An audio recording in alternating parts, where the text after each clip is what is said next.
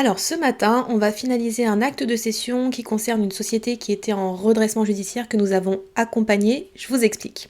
Alors il y a quelques mois, il y a un dirigeant qui était à la tête d'une société qui faisait à peu près 3 millions de chiffre d'affaires et qui avait une dizaine de salariés, qui nous a contactés parce que sa société était en difficulté. Alors ce qu'on a fait, c'est qu'on a fait un diagnostic et il s'est avéré que la procédure à ouvrir était la procédure de redressement judiciaire.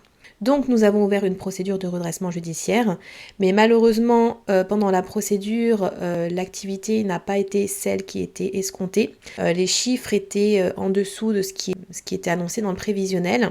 Et le dirigeant était à bout de souffle. Donc l'administrateur judiciaire a lancé un appel d'offres. Il y a plusieurs candidats repreneurs qui se sont manifestés. Et donc finalement il y en a un qui a été retenu. Et le tribunal de commerce a rendu donc un jugement de cession au profit de ce candidat repreneur. Et il faut savoir que en pratique, l'entrée en jouissance, donc c'est le moment à partir duquel le repreneur va pouvoir prendre possession de l'entreprise en question et commencer à exploiter, c'est en général le lendemain du jugement de cession.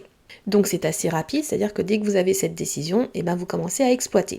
En revanche, dans les 3 mois, il va y avoir ce qu'on appelle la signature d'un acte de cession qui est généralement rédigé par des avocats. Et en fait, c'est cet acte de cession qui va matérialiser le transfert de propriété d'un point de vue juridique. Donc c'est ça que nous sommes en train de rédiger.